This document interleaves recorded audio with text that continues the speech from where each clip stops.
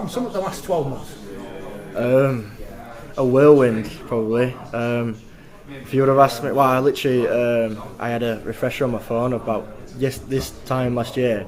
We were just heading into camp, and I was just like, it's crazy to think that going into that World Cup, how my life would change from that. And I showed it in the group chat to our players, and we were a bit like, oh, how crazy is this? Like going into a World Cup completely just with task at hand. We wanted to win a World Cup and create the biggest legacy from that, and I think we've done that. And to get the honours that I've had and everything from that is just it's an amazing experience. So yeah, I'm very, very happy about that. It's a strange thing to say, but obviously going into the World Cup, you don't expect anything to happen. You just go out there and play rugby. But what's been the highlights of the last 12 months of things you would never, Wimbledon, that kind of thing? Yeah, Wimbledon, OBE, going to Sports Personality of the Year. Like the list is just endless. Like I've been given this chance to showcase our sport and really just put myself out there, and I'm taking the sport with me, and I want to go on this journey. I want to take the sport to new levels, and I think that we can do that with Wheelchair Rugby League, and I'm just happy to be on the journey with it. So whatever comes to me will come to the game as well, and whatever comes to the game will come to me. So yeah, very grateful for the opportunities that I get from the World Cup and from playing Wheelchair Rugby League. League Leaders Shield winners with Leeds, but 2 final defeats. I mentioned it. Are you over those yet? That grand final as well, especially being very, very close. I'm happy we've got League Leaders, because if we wouldn't have won any silverware, I'd have been a very, very, very disappointed. But yeah, those 2 finals will hurt, and they'll hurt for a long time. But I'm very good when I'm in international camp. I'm in international mode. When I'm in domestic, I'm in domestic mode. Whereas I'm happy to escape from that now, and the task at hand is France over here, and then in the 25th in Marseille, and that's the task at hand, and I'm ready to do that for England, and then when that comes round in pre-season, I'll deal with that then. How many times have you watched the try since the final?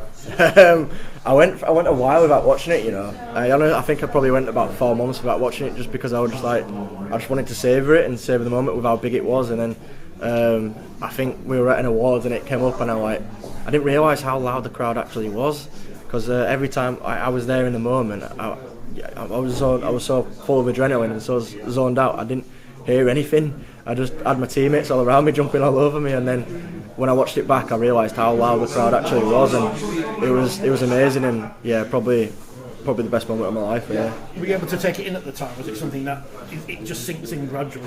What you all achieved? Yeah, I think it just sinks in gradually as time's gone on, and sort of.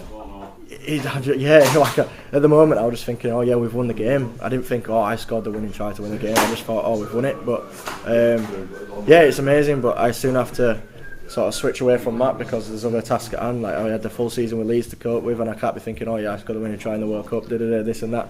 But no, I had to switch off and move on to the next thing, and I still haven't earned my space in the England squad. Still had to work hard at every camp and every training session, and still perform well and play well throughout the year as well. So it were nice in the moment, and nice to sort of think about it and do all that stuff, but at the same time you can't sort of rest on your laurels a little bit. You've got to work hard and keep going.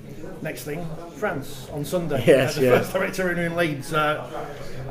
Amazing venue to have a game, first of all. Yeah, I've been there to watch concerts, and I think the last time. Any good ones? The last one was Gary Barlow. Right, so no, there's the answer to that. Fair enough. Yeah, so I've been there before to watch people perform and do their stuff, and now it's my turn to go out there and perform, and it's my home city, it's where I was born, it's represent my country, captain of my country, leading the boys out. It's stuff of dreams, like stuff like that doesn't happen to me and doesn't happen to people like me, so I'm very grateful and truly honoured to be able to have that opportunity. And yeah, there's so many people coming to watch me and my family, like me and the team play, so it's going to be a very surreal moment, and no doubt I'll end up crying singing the national anthem.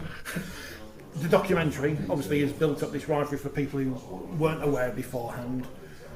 What's it like between you and the French, obviously when you get out there on the field? Oh, it's war. It's a full war when we're out on the field together, and it genuinely is. It's do or die for your country, and that's what it's like out there against France. And they're the same. They'll be hungry. They'll be starving, probably even after the World Cup. And yeah, we're even hungrier as well. And we don't want to be, oh yeah, we've won the World Cup. we've got the #1 spot in the world, but we want to keep that. We want to keep on going. We want to keep on going and see how far we can take this sport. And we want to be the best. We want to be the best at everything. And especially with how we've been going in camp this year, our standards have improved again, and the level of the sport has just improved, and our standards have just improved. And there's only way that we're going to keep up, and that's hopefully with a win at the weekend. Where do you stand on the differences in philosophy between how England see wheelchair rugby league and how the French, but perhaps more, they see it as a more pure form, but we perhaps take it a bit closer to the edge. Yeah, I think we see it as an art. We see it as rugby league. We see it as we will play rugby league, whereas I think the French will play sort of the wheelchair style of the sport. I mean, each to their own opinions. I mean, it's very successful, both styles of play, and the way both teams play is very successful, and it sort of counteracts each other. And yeah, it's just whoever's best in the night. I mean, I'll stick to our principles and stick to our game plan and stick to the way we play. And to be fair, their game's not really a focus for me, and they could do what they do, but we're just going to focus on us, and that's the only thing that we're worried about is us, not them. One of the things that stuck out was I think it was the half-time talk from Tom Coyd. Have you got any idea what he was talking about ice creams? Because I asked him a couple of weeks ago and he had no idea what he was talking about. Were you actually listening at that point? What's going through your mind at that point? Half-time in a World Cup final, what do you think? Are you listening to anyone? Are you just we were 2 points down at the time, and I remember going into the half-time and so calm and so relaxed. Like, we knew it would be like that, and we knew that it would be 2 points in it, whether we'll be winning or they'll be winning. We just knew it was going to be like that, and we knew we were going to be close, and we just thought, right, stick to our game plan. It's going well. Continue in the second half, and it'll go our way as well. And get to the ice cream. I think I don't even know what he was on about, to be honest. I just think we were all switched on and ready to go. That we kind of just like allowed him to get on with it. But no, he's a great coach, and his speeches and his talk sort of just encapsulate the whole room and encapsulate the whole team, and we'll do anything for him out there, and it'll be the same this weekend. Two final things. First, on Sunday, what's the, for people who are wavering, they might be wanting to watch it on telly, but if they're in the Leeds area, what are you saying to them?